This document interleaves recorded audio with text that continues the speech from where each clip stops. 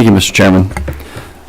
I'm looking at your requests for budget increases, some of them to parts of your budget over 10%, 12% increase in your salaries.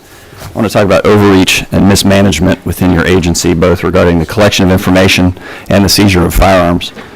First, I want to talk about last year's IG report. Audit of the Bureau of ATF, explosive firearm disposal practice, and how your agency lost thousands of guns and gun parts in your possession.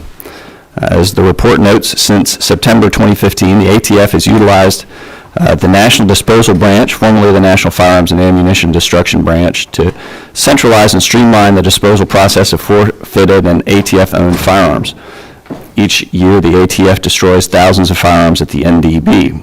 But the IG undertook the audit following the discovery that thousands of firearms, firearm parts, and ammunition had been stolen from the NFAD from 2016 to 2019. The theft, perpetrated by a former contract security guard stationed at your ATF facility in Martinsburg, West Virginia, were found by accident during a traffic stop. And the report stated further that the ATF has implemented new control procedures to reduce the risk, but the ATF has not implemented all improvements to NDB operations recommended over 3 years ago.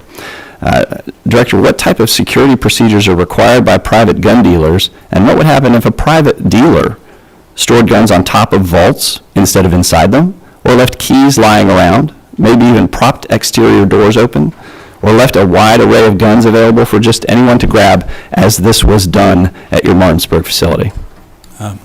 With respect to what happened at Martinsburg, from what I understand from reviewing the reports and talking to individuals, as you say, there was a criminal activity that we were victimized by at ATF, and out of that came increased security and controls we have, which we do have and are working to make sure that 3 years later. It obviously, you're correct, there was a vulnerability. The vulnerability was addressed. I think we all would wish the vulnerability would be addressed beforehand. With respect to your question about people in the firearms industry, gun dealers. Mm-hmm. So we work together with the NSSF in partnership to try to make sure we're doing our best to support and educate firearms dealers on having secure stores, the things that they can do. ATF responds to every single burglary or robbery of a firearms dealer in the United States. Well, they're required to notify you within 48 hours, right? And hopefully it's quicker and we go that night, because those are serious crimes. There is a range among firearms dealers in terms of how much security they implement. Well, I'm glad you think it was serious, what happened at your Martinsburg facility. Now, you've implemented, or you're attempting to implement, a new zero-tolerance policy. Would you deem this a willful violation that greatly affects public safety and ATF's ability to trace firearms recovered in violent crimes, for which a revocation of the FFL's license would be the end result of such a violation?